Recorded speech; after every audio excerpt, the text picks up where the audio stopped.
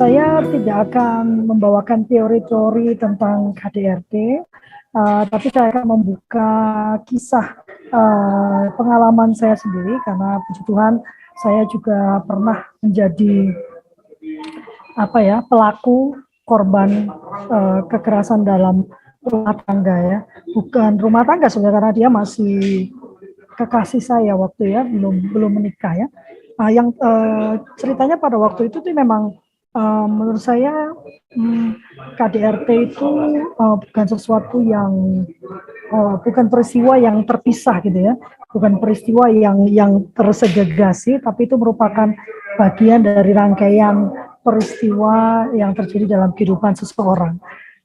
Di dalam kasus saya ini ibu yang perempuan yang bercerai ya. Saya bercerai di tahun 2011, tapi saya berpisah itu sejak 2009 ya. Kami memutuskan untuk melanjutkan ke perceraian, walaupun saya yang meminta atas perceraian tersebut, namun rupanya depresi itu luar biasa ya. Saya sedang berusaha menuliskan dampak dari lapisan tuntutan terhadap perempuan yang membawa saya pada perceraian ya. Nah, setelah bercerai ya, perceraian kami baik tapi buruk, karena nggak ada perceraian yang baik ya. Dalam artian di masa kami sedang menuju perceraian, kami bersepakat untuk berpisah selama 1 tahun.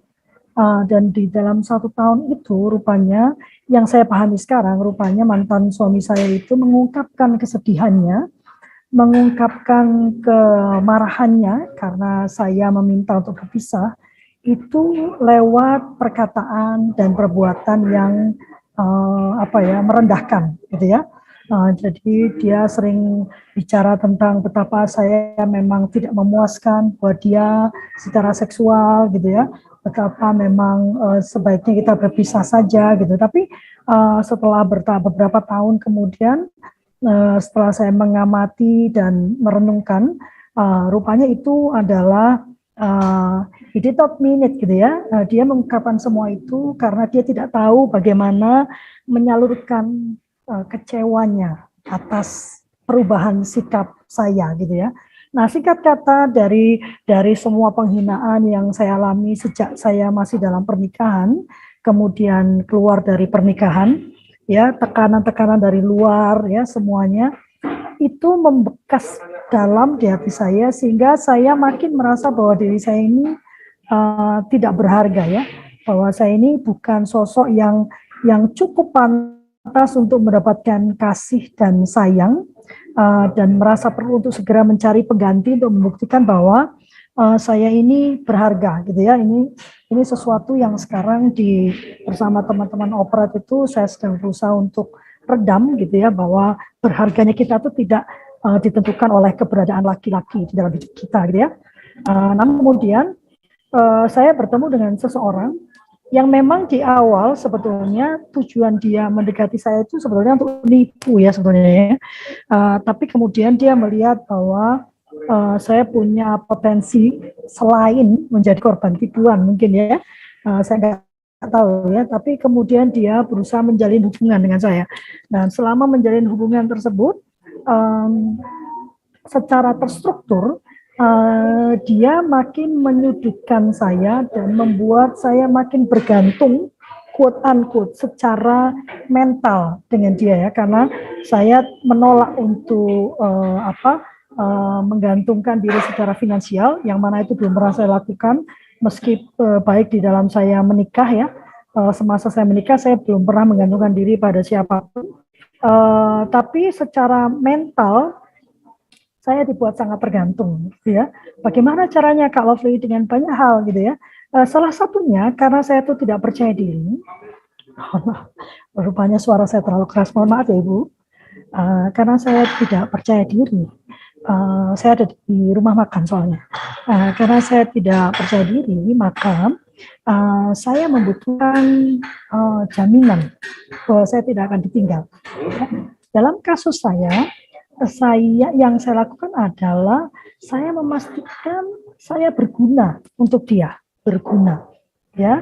dan itu yang dimanfaatkan benar-benar oleh beliau ya.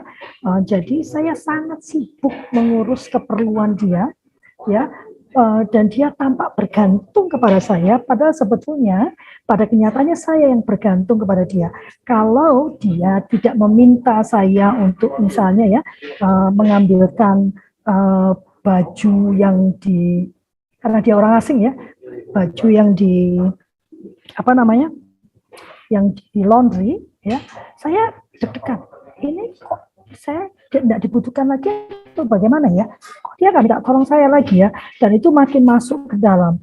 Nah, di tahun ketiga kami berhubungan ya, dia mulai menggunakan kata-kata kasar gitu ya. Ya, di saat tahun pertama dan kedua, meskipun ada beberapa tanda-tanda yang saya amati, saya mengabaikan gitu ya, saya mengabaikan. Dan di tahun ketiga mulailah dia menggunakan kata-kata kasar ya. Dia mulai dia kebetulan punya pacar juga di negara asalnya, dan dia paling tahu apa yang paling membuat saya marah gitu ya. Yang paling membuat saya marah yaitu apabila saya dibandingkan dengan perempuan yang ada di negara dia gitu ya. Dan pada saat saya marah karena saya dibandingkan, untuk pertama kalinya dia menggunakan kekerasan fisik terhadap saya ya. Saya masih ingat hari itu dia ketahuan gitu ya, sedang menghubungi perempuan lain dan menyebut perempuan lain itu sebagai istrinya. Lalu saya menyatakan oke lah ya, karena kamu sudah istri, kita tidak perlu melanjutkan hubungan kita, selesai saja ya.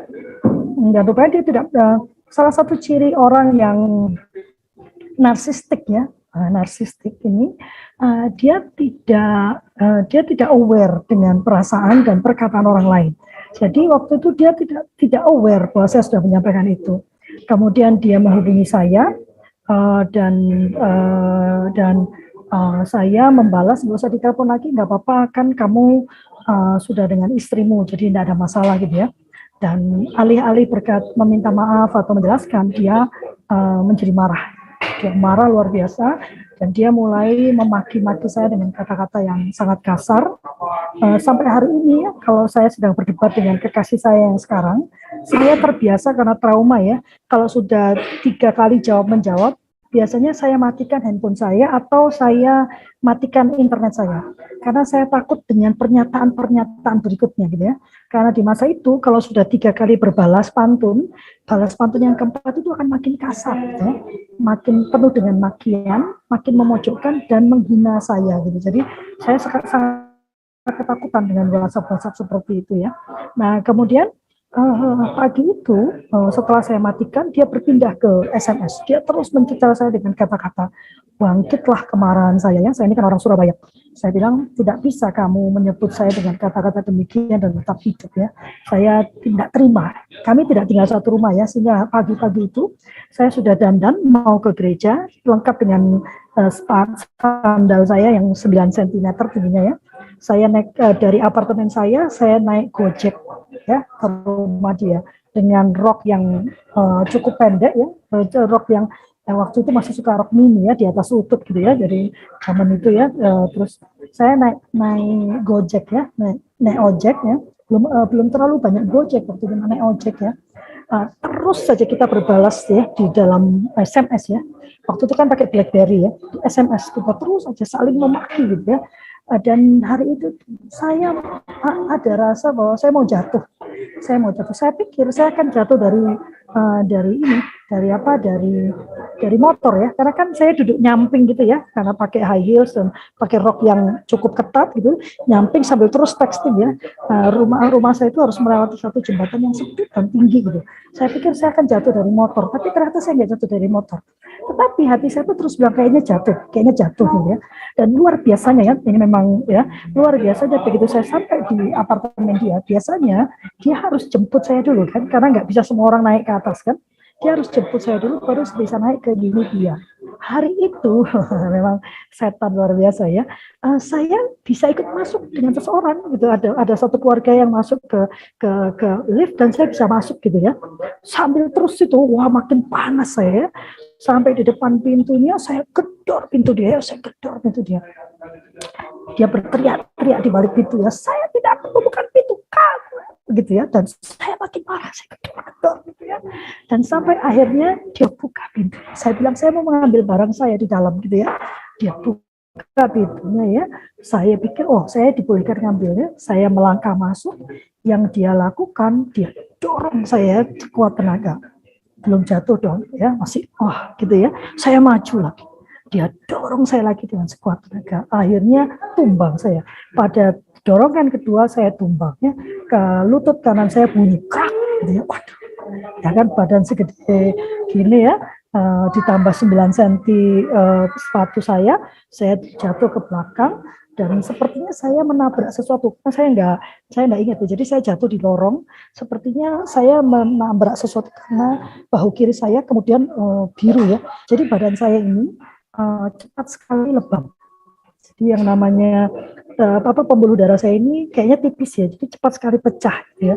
Jadi waktu itu saya terjatuh, saya belum merasakan apa-apa. Waktu saya jatuh, lutut saya itu sudah kehilangan daya ya, jadi sudah tidak ada tenaganya. Sehingga saya harus bangkit perlahan-lahan berdiri. Nah waktu saya duduk, dia menghantam saya dengan kepalanya. Tepat di bibir, jadi saya punya gingsul ini kalau orang Jawa bilangnya. Jadi dulu saya ini karateka, saya ban dan satu ya, ban hitam.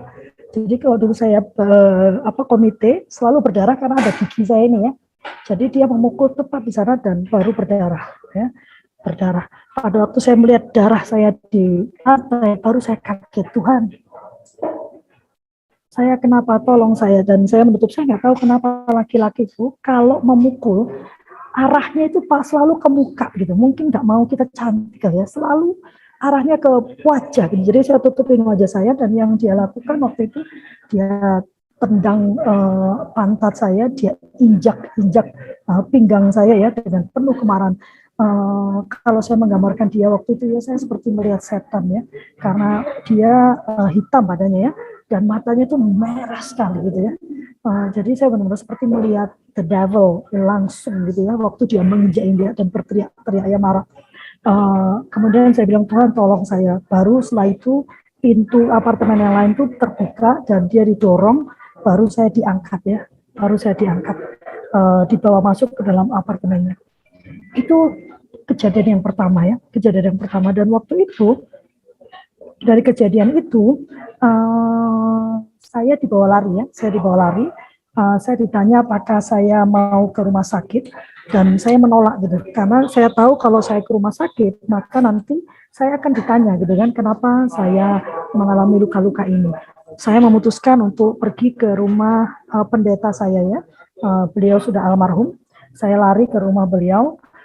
Dan di sana kebetulan ada tukang pijat gitu ya, persis saat pas jadi saya udah nggak bisa jalan, kaki saya ini sudah tidak punya tenaga sehingga saya harus setengah digendong gitu ya. Badan saya kan cukup besar ya, nggak sebesar sekarang tapi cukup besar ya. Jadi saya setengah digendong gitu karena saya nggak bisa melangkahkan kaki sama sekali. Dan puji Tuhan ada tukang pijat hari itu sehingga saya dipijat semua ya. Dan dia kaget waktu dia memijat pinggang saya, dia tanya, ibu ini diapakan gitu. Saya bilang tolong jangan bilang pendeta saya, tapi saya diinjak ya, saya ditendang dan diinjak gitu. Lalu dibetulkan lah ya otot-otot itu, juga tangan saya, dia bilang itu ini saya pijat ya agak sakit ya, tapi kalau nggak dipijat nanti ibu nggak bisa mengangkat tangan karena rupanya dia menghancurkan gumpalan darah ya mungkin ya, karena jadi biru sekali kan di sini ya. Dan memang kalau nggak dipijat waktu itu saya nggak akan bisa mengangkat tangan ya, jadi dipijat semua. Dan luar biasanya siangnya dia sibuk ya, WhatsApp saya terus minta supaya saya menemui dia dan meminta maaf. Dan dia mengirim salah satu temannya untuk memastikan saya nggak ke polisi sepertinya ya. Dan saya memang bilang saya nggak akan ke polisi, saya nggak akan melaporkan, tapi kita nggak akan bertemu lagi. Luar biasanya siang itu juga saya bertemu dengan dia ya. Saya bilang saya mau dia melihat apa yang terjadi karena besoknya wajah saya tidak lagi bengkak ya, dari pukulan-pukulan itu wajah saya sudah kembali normal. Jadi memang badan saya ini luar biasa, dia kembali ke asalnya itu cepat ya. Dan hari itu temannya marah-marah, dia bilang, kamu nggak tahu ini perempuan sampai nggak bisa jalan, kamu bahaya gitu ya. Dan hari itu dia menangis ya, berlutut ya, di berlutut, sungkem ya kalau bahasa Jawanya, menangis meminta maaf. Ya, luar biasanya saya memaafkan. Saya berpikir ini baru pertama kali. Ini adalah salah saya juga gitu ya, karena saya dalam tanda kutip menantang. Ya. Kalau saya bilang saya dipukuli, reaksi pertama dari orang yang saya ajak bicara itu adalah, what did you do? Kamu melakukan apa? Kamu ngomong apa sampai dia marah gitu ya? Jadi kayak Amber Heard dan ini ya, siapa? JD ya, Johnny Depp ya. Dan waktu itu setelah dia minta maaf menangis, benar dia menangis ya, dia meminta maaf, dia minta ampun ya, dan dia melarang saya pulang. Jadi dia pastikan saya tetap ada di rumah dia, dan dia berikan tongkat karena saya nggak bisa jalan ya, saya harus memakai tongkat selama 2 minggu untuk bisa berjalan. Itu pemukulan yang pertama. Dan saya tidak meninggalkan dia gitu ya.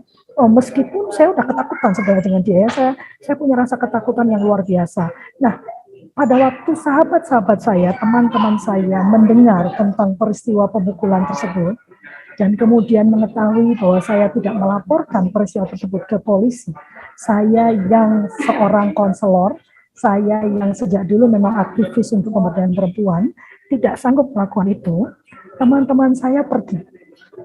Mereka marah, ya. Jadi di masa itu saya kehilangan banyak sekali teman, ya. Dampaknya lelaki saya itu kemudian berkata, coba lihat ya, kamu itu, saya terpaksa memukul kamu karena kamu itu nggak patuh, karena kamu itu perempuan yang nggak bisa jadi perempuan. Jadi dalam marahnya itu dia selalu bilang, be a woman, be a woman. Saya bingung juga, yang saya sudah punya 2 anak kok be a woman, bagaimana saya bisa lebih dari ini untuk jadi perempuan. Anak saya sudah 2, itu bukti nyata saya perempuan gitu ya. Selalu mengatakan be a woman gitu ya. Jadi dia bilang, karena saya tidak bisa menjadi perempuan, itulah yang menyebabkan suami saya meninggalkan saya. Itu saya marah sekali ya, karena saya terus mengatakan bukan dia yang pergi, saya yang meminta perceraian ini. Tapi dia tidak, mantan suami itu pintar sekali. Dia jadi kebetulan mantan suami saya sudah menikah. Saya memutuskan untuk menunda pernikahan. Ini ya, masyarakat kita tuh tidak memahami bahwa perempuan tuh bisa menunda pernikahannya. Ya, bisa memutuskan untuk menunda pernikahan, bukan karena dia nggak laku, gitu ya, tapi karena memang menunda pernikahan. Dan penundaan itu dijadikan senjata menunjukkan bahwa betapa saya inilah penyebab perceraian, saya inilah yang tidak layak. Sehingga mantan suami saya itu luar biasa pintar, dia pergi dan sekarang bahagia dengan keluarga barunya. Sementara saya ini sedang dia didik ya, supaya saya layak menjadi istri. Dan dia berkata, lihat ya, semua temanmu pergi. Nah ini sesuatu yang penting untuk teman-teman yang sedang menemani orang-orang yang sedang dalam KDRT ya. Pacar saya itu mengatakan, coba lihat ya, semua orang pergi. Tapi bagaimanapun saya yang tetap tinggal. Meskipun kamu perempuan yang nggak benar, kamu yang menyebabkan perceraian, kamu membuat laki-laki itu tidak nyaman berada di samping kamu, tapi saya stay. Paham ya? Sehingga makin saya merasa, oh iya, cuman dia yang ada di samping saya, cuman dia yang menerima saya dalam kondisi saya saat ini. Walaupun saya masih belum memahami bagaimana menjadi perempuan yang sebenarnya. Teman-teman lain juga sudah tidak tahan dan pergi. Dan pemukulan itu berjalan 5 kali dalam 1 tahun ya. Dalam 1 tahun itu, yang terakhir itu dia begitu marah, dia ambil semua barang saya, dia lempar, dia cekek saya, dia berusaha merobek baju saya supaya saya tidak bisa lari, tapi saya berhasil menendang dia dan saya lari. Sahabat ya, yang luar biasa, saya dipukuli itu di kos-kosan ya. Dan saya berteriak minta tolong. Tidak ada satu orang pun yang keluar dari kamarnya. Saya lari keluar ke lorong kos-kosan itu untuk keluar dari kos-kosan tersebut, gedung tersebut. Saya berteriak sebenarnya tidak satu pun orang keluar dari kamarnya. Dan itu jam 1 pagi ya. Jadi kos-kosan itu penuh sebetulnya. Saya keluar, saya tidak pakai sepatu, saya tidak punya duit setiap hari, saya hentikan taksi dan saya menuju ke rumah pendeta saya ya, jam 1 pagi saya minta tolong bayarkan taksi saya dan saya hampir pingsan ya karena ketegangan yang luar biasa. Dan itulah saya sempat putus dengan dia selama beberapa bulan karena saya takut ya kalau sudah dicekek saya nggak mau mati gitu, saya masih ingin membesarkan anak-anak saya gitu kan. Tetapi kami balik lagi sampai 3 tahun setelah peristiwa itu. Tapi Tuhan baik ya, Tuhan baik. Setelah tahun ke-5, dia memisahkan kami. Jadi kekasih saya itu harus pindah ke negara lain, sehingga saya tidak bertemu dengan dia secara fisik selama berbulan-bulan. Dan itu yang benar-benar membuat saya terlepas dari belenggu dia, ya, dan mulai memandang kehidupan saya secara berbeda, gitu ya. Dan mulai memandang diri saya secara berbeda sampai akhirnya 2 tahun setelah itu saya menyatakan tidak mau lagi berhubungan dengan dia. Dan Tuhan luar biasa baik, dia terus buat lelaki itu tidak bisa kembali ke Indonesia. Sebetulnya di awal pandemi dia sudah berencana datang. Saya sudah galau ya karena saya takut cengkraman dia itu masih ada dalam hidup saya. Tapi rupanya pandemi terjadi, dia tidak bisa datang ke Indonesia. Nah, yang ingin saya nanti boleh bertanya ya, yang ingin saya sampaikan bahwa orang yang berada dalam KDRT itu tidak semena-mena mengalami KDRT. Dia lebih dulu melalui masa yang namanya grooming gitu ya. Dan di masa grooming itu yang pertama kali dihancurkan oleh pelaku kekerasan adalah rasa percaya diri. Ya, bahwa saya tidak mungkin bisa hidup tanpa dia. Gitu ya, bahwa saya membutuhkan kehadiran dia. Dalam konteks saya bukan ekonomi, tapi dalam konteks orang lain mungkin ekonomi. Dalam konteks saya adalah mental ya, hati saya gitu ya. Dan kemudian pada saat kekerasan itu benar-benar sudah terjadi, teman-teman saya pergi sehingga saya merasa bahwa memang benar saya ini tidak layak menjadi sahabat, tidak layak menjadi istri, dan hanya dialah yang sedang memproses saya supaya saya layak menjadi sahabat atau menjadi istri. Walhasil saya makin nempel ke dia dan makin merasakan kekerasan yang terjadi dan makin menganggap kekerasan yang menimpa saya itu adalah sebuah kebaikan bagi saya supaya saya dibentuk menjadi pribadi yang lebih baik. Nah, mungkin sampai di situ saja ya. Mungkin kalau mau bertanya gitu, atau mau menyampaikan kalau kok bodoh banget ya memang ya. Pada setelah saya keluar dari masalah tersebut dan saya merenung dan mengubah cara saya berpikir dan memandang diri saya juga pikir bodoh banget ya di masa itu ya, kok bisa saya gitu. Dan ini yang membuat saya makin banyak bicara untuk tidak meninggalkan sahabat yang saat ini masih di dalam kondisi tersebut. Saya selalu mengatakan orang-orang seperti itu tuh yang disedot itu udaranya. Jadi diyakinkan bahwa udara dia itu untuk bernapas hanya datang dari laki-laki ini atau perempuan ini, karena nggak menutup kemungkinan pelaku abuse itu perempuan kan. Nah, kalau teman-teman meninggalkan dia, maka makinlah sumber napas dia cuma dari satu orang. Tapi dengan terus ada dan menyediakan diri tanpa memberikan solusi, tanpa menghakimi, ya, tanpa memaksakan perubahan, tapi tetap ada ya untuk sahabat Anda itu, maka lama-lama dia akan melihat bahwa ternyata ada kok sumber nafas yang berbeda, ada kok sumber udara yang berbeda, ada kok cinta yang menerima tanpa prasyarat seperti yang diminta oleh laki-laki atau perempuan. Begitu.